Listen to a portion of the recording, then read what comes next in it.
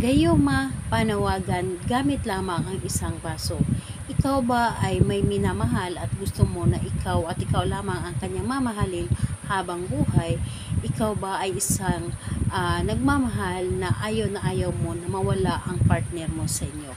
Hello mga guys, kumusta kayo? Panibagong araw, panibagong video na naman tayo.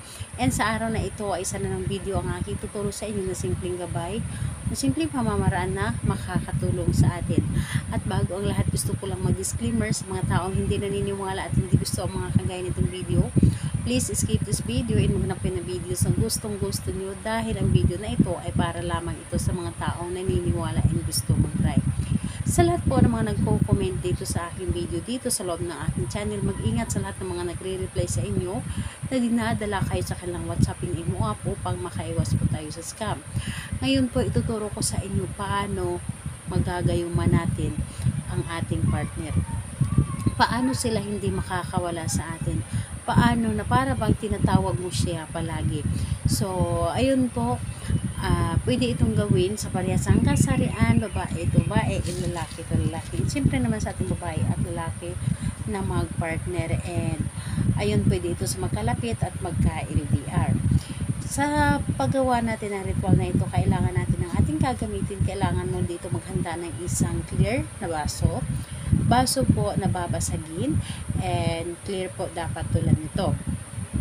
And huwag kayong gumamit ng plastic, dahil ang plastic po ay wala po itong energy. Ang babasagin na baso ay isa ito sa nakakatulong sa ating paggawa ng isang ritual na binibigyan ng energy ang ating mga ginagawa. So ayun po, yun lamang ang ating dapat na ihanda. And syempre, kailangan mo lamang i-claim sa iyong sarili na gustong mo itong gawin. Kailangan mo ito i-claim na ito ay para sa inyo. I-claim mo na hindi ka nagdududa dapat sa inyong dapat gagawin. So ayun po, kapag ready ka na ay pwede mo na itong umpisahan. So paggawa nito ay napakadali lamang. Dito sa isang baso, ibubulong mo dito ng 21 times ang dapat mong ibulong or ang dapat mong gawin. Ibubulong mo dito ng 21 times ang kanyang pangalan at ang iyong hiling, tulad po nito.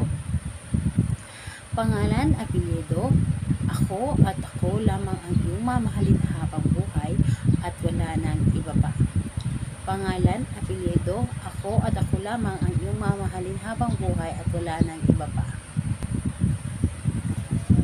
21 times mo itong sambitin ang kanyang pangalan at ang inyong hiling. So dito po, ibubulong mo lamang dito at ilagay lamang ito sa iyong baba ang basong ito. Ngayon po, kapag naibulong mo na dito ng 21 times, pagkatapos mong ibulong, ilagay mo lamang dito sa iyong palad ang basong ito ng mga ilang segundo. And ayun po, magmuni-muni ka muna or isipin mo lamang siya, pagganahin mo ang iyong isip at i-claim mo sa iyong sarili ang iyong mga ginagawa na ito ay agad na gumana. And huwag kang mag-isip ng mga negative kapag kayo ay gumawa ng isang ritual. And ang basong ito, ilagay mo lamang ito sa ibabaw ng inyong misa or di kaya sa ibabaw ng inyong altar or ibabaw ng inyong jura box. Pili lamang kayo.